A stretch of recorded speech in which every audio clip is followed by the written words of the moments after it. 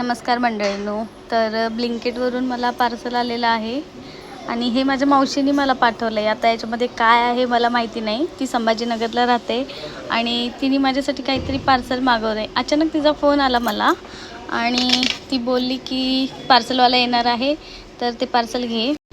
आता या पार्सलमध्ये काय आले मला तर काय माहिती नाही आहे. तर आपण बघूया पार्सलमध्ये काय आहे आणि तिने माझ्यासाठी एवढ्या लांबून काय पाठवलं आहे. मला हसायला येते कारण की मला अशा पार्सलची सवय नाही आहे. तर आपण पार्सल ओपन करूया. मला तर एका हाताने जमणार सुद्धा नाही आणि तुम्हाला कसं दाखवणार मग मी. ठीक आहे, 1 मिनिट आहे.